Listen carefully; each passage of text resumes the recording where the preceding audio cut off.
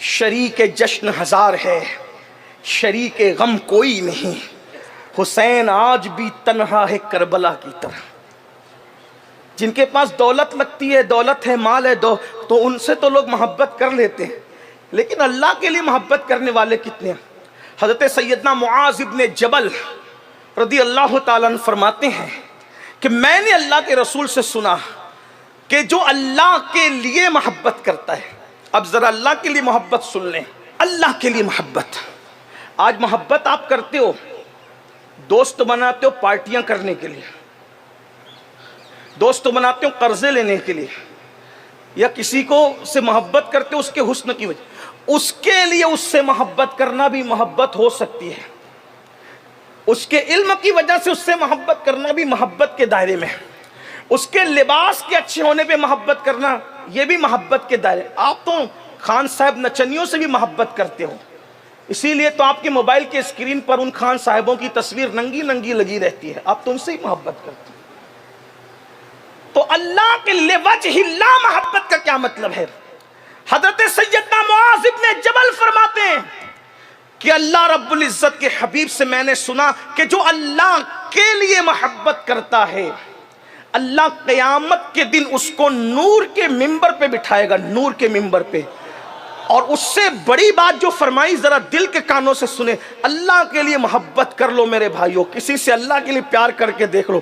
آقا ارشاد فرماتے، سیدنا معاذ ابن جبل بیان کرتے ہیں، کیا جو اللہ کے لیے کسی سے محبت کرے، اللہ اس کو نور کے ممبر پہ بٹھائے گا، اور اس کو نور کے ممبر پہ دیکھ کر انبیاء اور شہداء رشک کریں گے، اس کے مرتبے پر رشک کریں گے، نبی رشک کریں گے، شہید رشک کریں گے ان کے مرتبوں کو دیکھ کر۔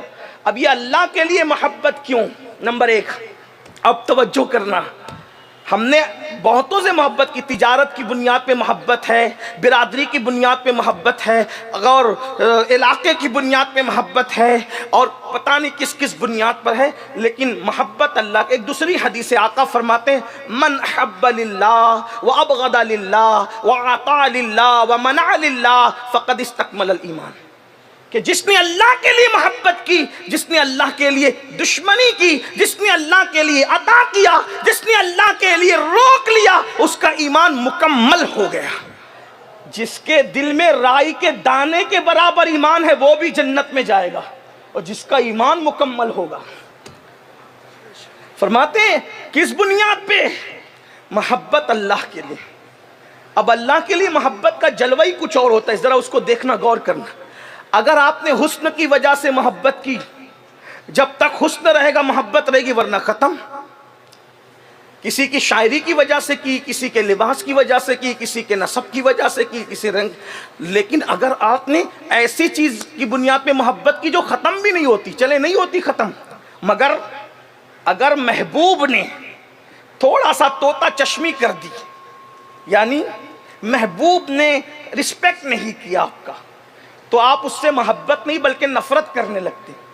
اس کو آسان زبان میں سمجھاؤں، میں نے بے شمار ایسے مریدوں کو دیکھا ہے جنہوں نے اپنے پیر کی بیعت صرف اس لیے توڑ دی کہ پیر صاحب اس کے بیٹے کے نکاح میں نہیں پہنچ سکے۔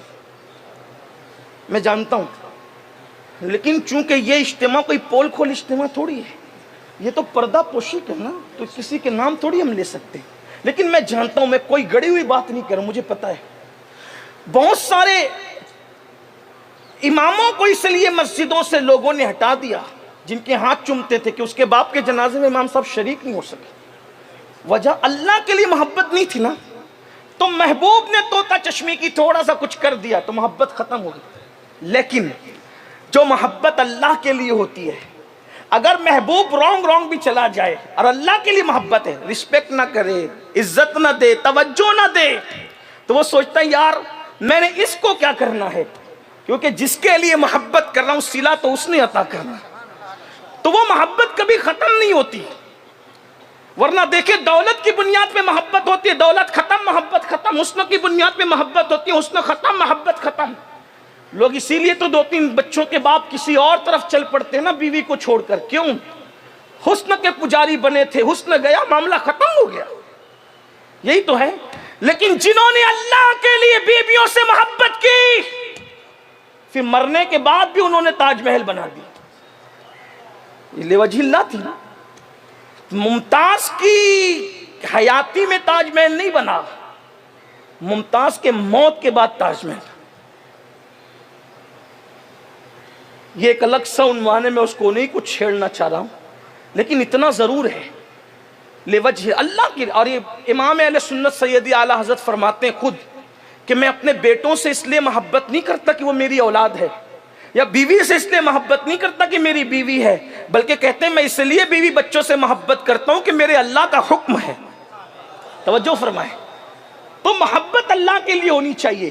اور آج ہم اللہ کے لیے کیا کر رہے ہیں میرے بھائی؟ ہم تو اللہ کے لیے نماز بھی نہیں پڑھتے الا ماشاءاللہ.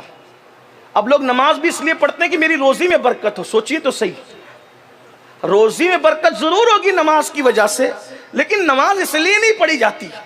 بلا تمثیل ملانے کے لیے، سے سمجھانے کے لیے کہتا ہوں، گائے کی خریدی دودھ کے لیے ہوتی ہے، گوبر کے لیے نہیں ہوتی. گوبر مفت میں نصیب ہوتا ہے. یہ صرف سمجھانے کے لیے. بلا تمثیل، کروڑ بار بلا تمثیل، نماز تو یار کی رضا کے لیے پڑھی جاتی. جس عبادت کے پیچھے صلہ مقصود ہو، پھر وہ عبادت نہیں ہوتی، وہ تو تجارت ہوا کرتی ہے. عبادت بے صلہ کی نیت سے کی جاتی ہے، اور اس کا مقصد یہ ہوتا ہے کہ یار راضی ہو جائے، بس. پھر بعد میں جو ملتا ہے ملتا رہتا ہے. تو اللہ کے لیے محبت کتنے لوگ کر رہے ہیں؟